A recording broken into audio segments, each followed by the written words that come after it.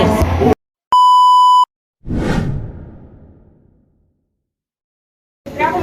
Hai Bawi Karsu Warriors, selamat datang di podcast Suara Bawi Karsu. Bersama aku Ica yang bakalan nemenin kalian dalam bincang-bincang santai. Nah, di bincang-bincang santai kali ini kita kedatangan satu tamu spesial. Siapakah dia? Dia adalah Kanisa, salah satu tokoh inspiratif dari SMA Negeri 3 Malang yang hari ini bakalan kita ajak buat sharing-sharing dan Q&A berdasarkan pertanyaan yang udah kami tampung dari kalian semua. Dan ini dia Kanisa. Semuanya. Say hi. Ini dia.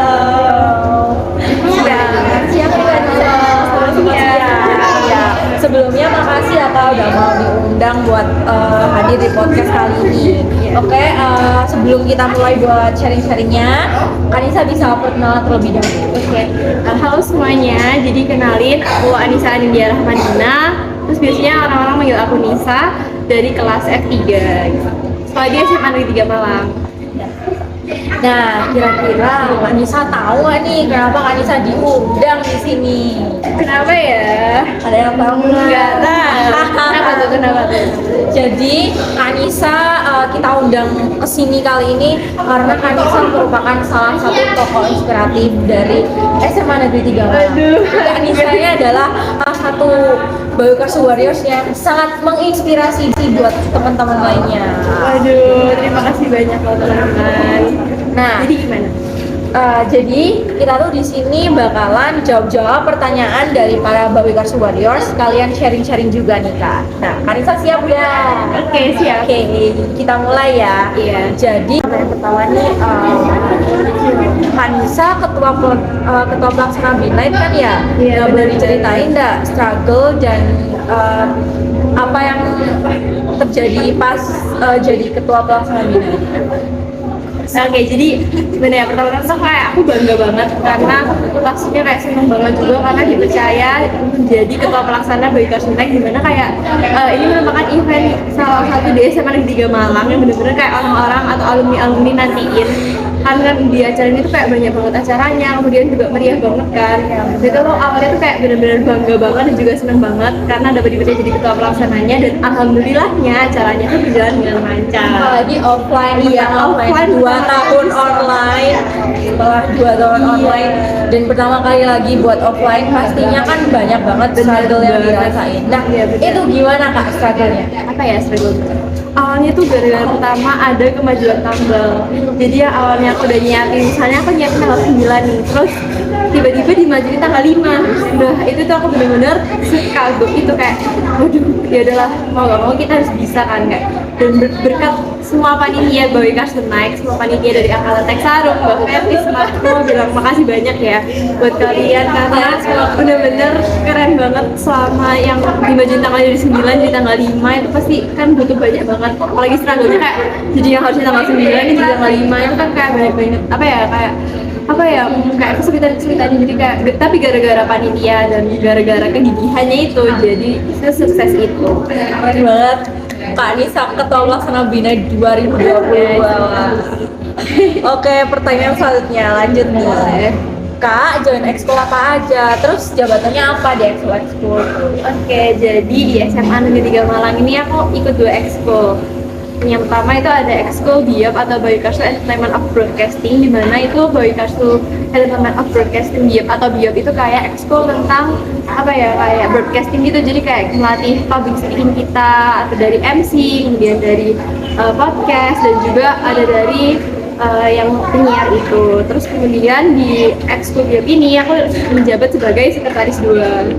Nah, terus di ekskul yang kedua itu aku ikut ekskul BIPES atau Bawi Karsu Pers. Nah, Bawi Karsu Pers itu kayak ekskul jurnalistiknya di SMA Negeri 3 Malang, dimana kayak ekskulnya itu dijadiin 4 divisi. Yang pertama ada divisi ilustrasi, kemudian divisi animasi, divisi berita, sama divisi fotografi. Ya aku ikut 2 ekskul itu guys. Aduh, sibuk sekali ya sepertinya. Enggak. Lanjut, ini pertanyaannya agak nyambung dari yang sebelumnya. Nah, Kanisa kan kelihatan sibuk banget. Nah, sebenarnya kesibukannya Kanisa tuh apa aja sih? Waduh, apa ya yang tadi aku bilang itu kan, karena aku ikut ekskul 2, dimana kayak menurutku tuh ekskul yang banyak banget ya, 2 itu kayak, jadi aku benar-benar kayak mungkin tiap minggu tuh kayak aku ada kesibukan buat ikut apa ekskulnya, terus kan juga lagi di klub kan, jadi harus ikut ekskul itu, habis itu ada tugas-tugas di klubnya itu aku juga ngerjain tiap minggu. Terus habis itu kebetulan karena aku ikut OSIS PK Bawi Karsu, itu aku kebetulan jabat sebagai Wakasi 3, karena pada itu aku megang ketua pelaksana Dinai karena aku jadi Wakasi 3 kayak gitu.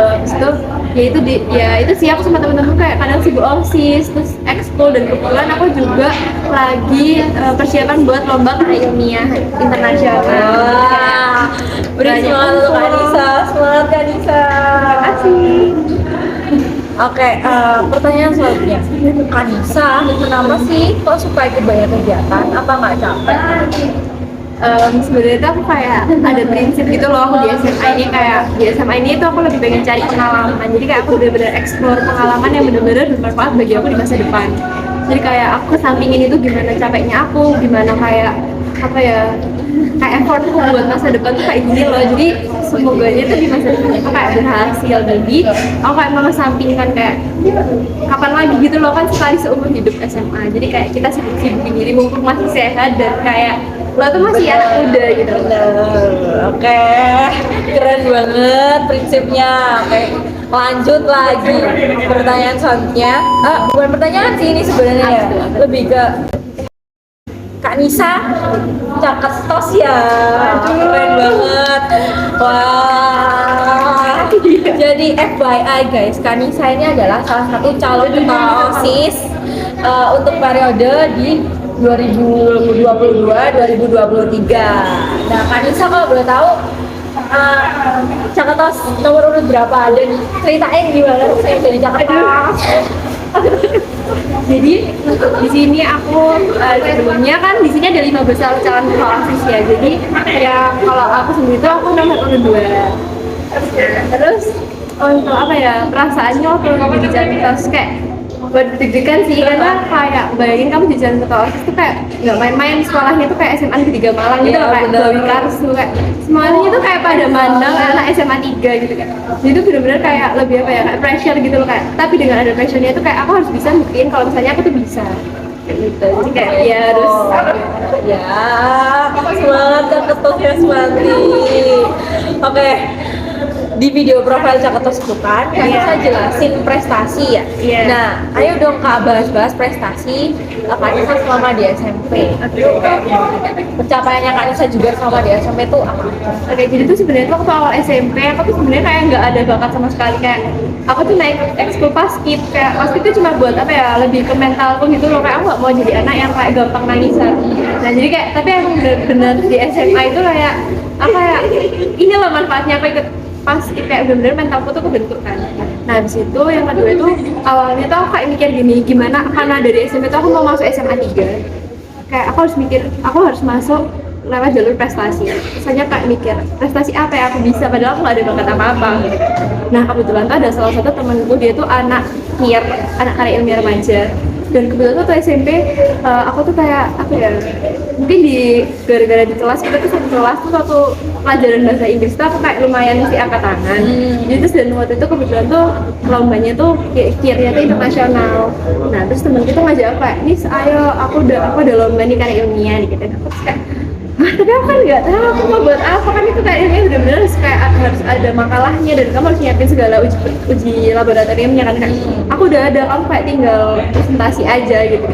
Awalnya aku kayak, ya udah, sebenarnya aku ikut kan. Saya mulai dari itu aku kayak udah mau belajar kayak gimana apa kayak uji surat originalitas, gimana uji laboratorium itu ada berapa macam, terus kayak di penelitian itu ada bab apa aja yang harus ditulis, dan makalah itu kayak bagaimana cara membuatnya. Itu aku mulai belajar dari situ, dan akhirnya waktu itu kita lomba. Pas lomba itu aku udah belajar kayak bahasa Inggrisnya, PowerPoint-nya, terus bagaimana aku harus presentasinya. Terus kayak ya udah, saya kayak akhirnya gara-gara itu aku sama temen-temenku tuh kayak menang, dan juga menang dapat gold medal. Wah. Terus aku kayak wah ternyata seru juga ya karya ilmiah. Kayak yang nggak dibilang orang-orang karya ilmiah sulit itu kayak enggak gitu. Misalnya dari situ dari SMP itu aku kayak mulai aktif ikut lomba karya ilmiah dan kebetulan tuh kayak alhamdulillah dapet juara. Jadi dari SMP itu aku aktif karya ilmiah. Jadi mulai dari lomba itu aku lomba internasional ASEAN.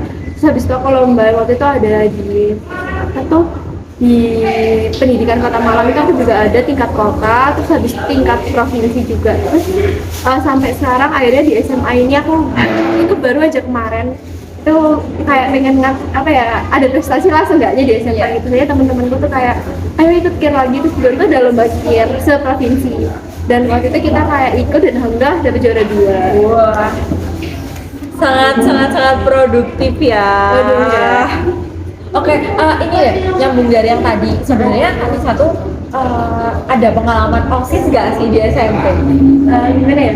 Ada dulu waktu OSIS SMP itu aku waktu itu ikut satu kabinet.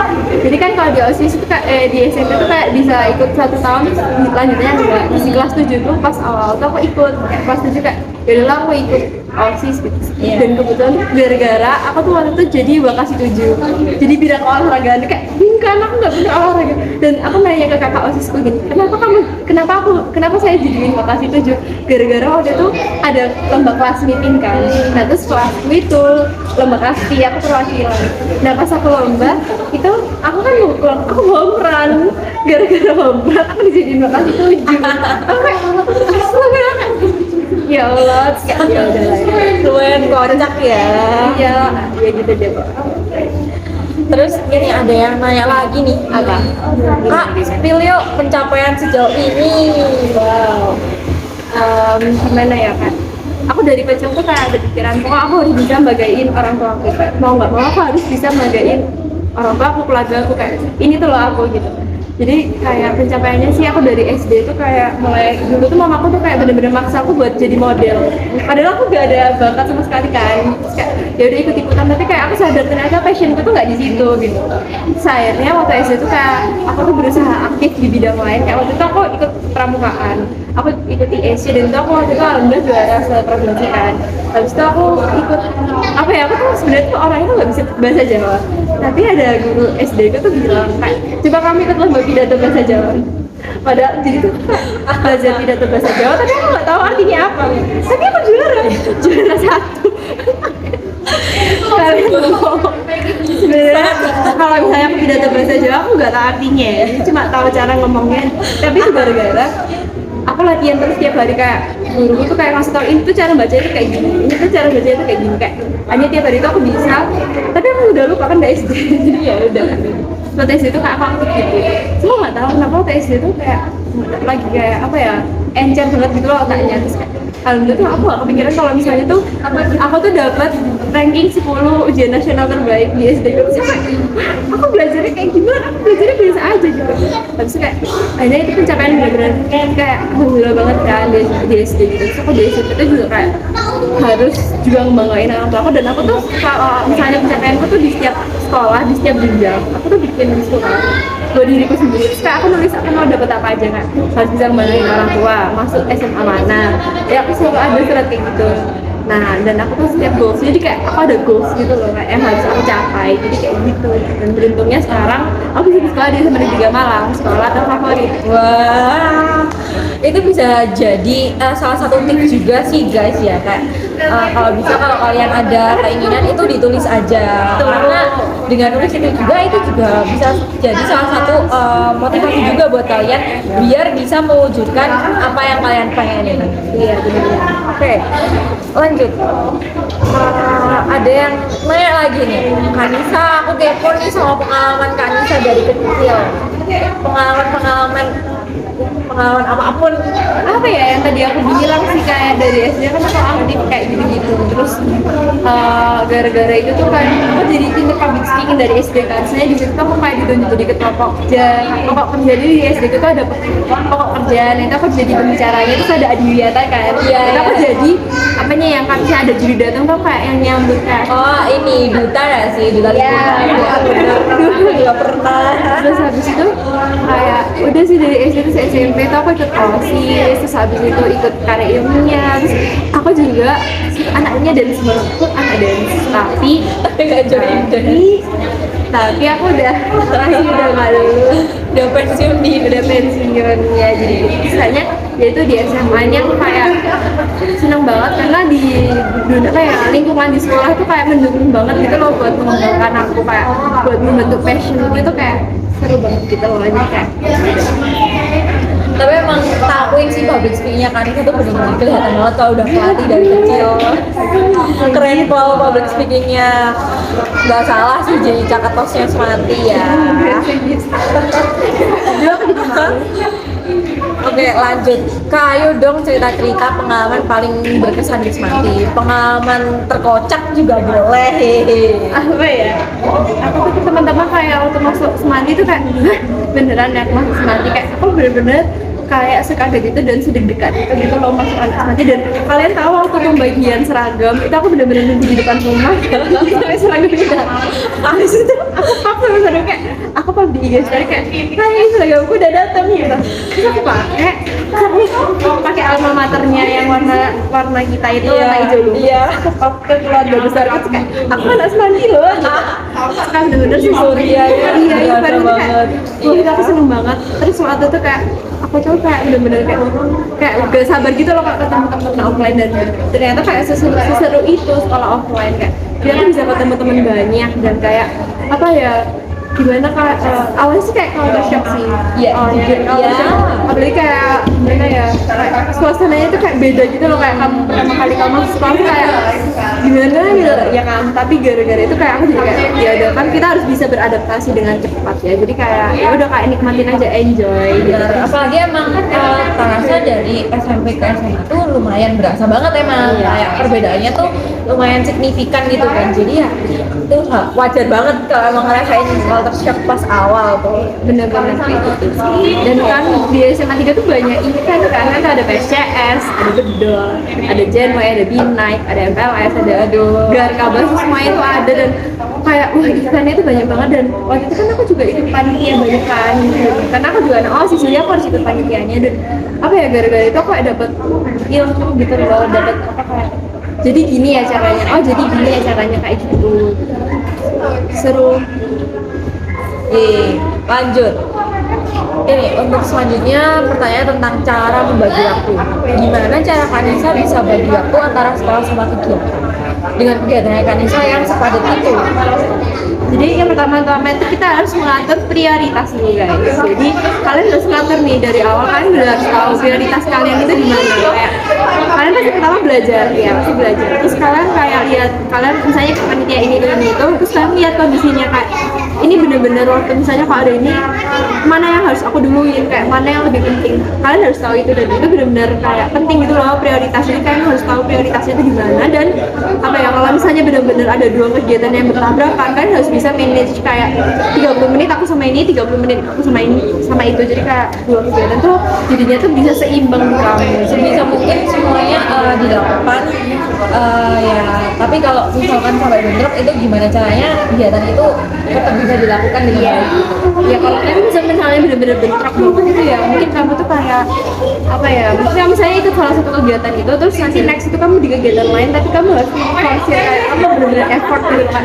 Maaf karena kemarin aku gak ikut, sekarang aku jadi harus lebih rajin kayak gitu. Dari ininya menyeimbangkan aja. Iya betul, dan harus ada prioritas. Betul. Jadi intinya kalau buat time management itu lebih ke skala prioritasnya. Jadi diutamain yang emang benar-benar penting dulu, baru yang selanjutnya itu bisa diatur lagi. Oke. Selanjutnya, Kak mau tips and trick dong biar bisa produktif kayak bisa. Aduh, kayak tadi aku bilang sih, yang pertama-tama kayak kamu kan ikut kegiatan, kamu pasti kalau ikut kegiatan pasti kamu mempertimbangkan apa yang kamu pilih kan. Kayak kalau misalnya aku ikut ini berarti aku harus kayak gini-gini, jadi kamu kayak udah ada apa ya, kayak tanggung jawab sama dirimu sendiri lah, karena apa atas apa yang kamu pilih itu kamu harus bertanggung jawab gitu. Jadi kalau misalnya kamu mending kalau mau ikut kegiatan, kamu tuh harus pikir-pikir dulu, kayak kamu pikir-pikir kayak aku kalau misalnya ikut ini nanti gimana ya sekolahku, gimana ya kegiatan kamu tuh harus tahu. Dan apa ya, kalau misalnya udah kayak gitu, yang penting tanggung jawab dan kamu harus bisa membedakan prioritas. Kayak kalau misalnya kamu kegiatan ini terus kamu ada sekolah ini, berarti kamu harus memprioritaskan yang mana dulu kayak. Ya, pokoknya ya Teman PSYS. tipsnya adalah bertanggung jawab dan juga prioritas intinya lebih kedua itu ya. Lanjut. Selanjutnya adalah, boleh tahu nggak Kak, kesan selama Kak Nisa jadi pejuang Bawi Karsu? Kesannya gimana aja? Apa ya kesannya? Tapi aku bangga sih, kan dari awal kayak SMA 3 Bawi Karsu Baktia Widakda Karya 9. Bener. Yang benar-benar waktu kita masih di SMA 3 tuh ya benar-benar ada di jiwa kita yang harus benar-benar kita bukan kita terapin ya, tapi kayak harus ada dalam diri kita, kan kita sebagai anak Bawi Karsu gitu. Apa ya rasanya pertama tuh bangga banget kan, kayak wah kayak gini. Terus yang kedua tuh kayak kamu harus jaga, kamu udah jadi anak Bawi Karsu, kamu tuh harus jaga nama Bawi Karsu yang ada di dalam diri kamu. Ya gitu deh, kayak gimana kamu harus bangga dan juga harus bisa membanggakan. Pressure-nya ada di situ ya sebenarnya. Jadi tantangannya ada di situ sih ya.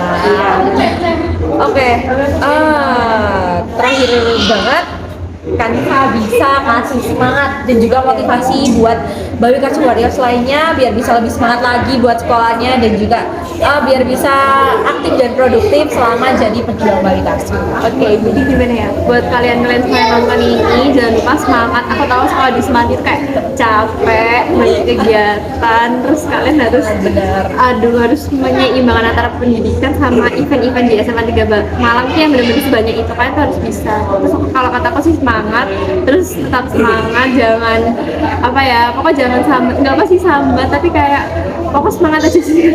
Karena aku juga harus semangat. Intinya semangat. Iya, Semangat juga kamu. Ya, terima kasih Kak. Ya, baik. Oke, kayaknya segitu dulu nih sharing-sharingnya dan juga Q&A kita sama pejuang-pejuang Bawi Karsu. Terima kasih banget ya Kak. Udah datang. Makasih udah menyempatkan diri buat datang di podcast kali ini dan juga maaf kalau misalkan mengganggu. Maaf ya guys, kalau misalnya dari aku ada salah kata maupun kegiatan mungkin yang menyinggung kalian. Kamu yang meminta maaf. Semangat.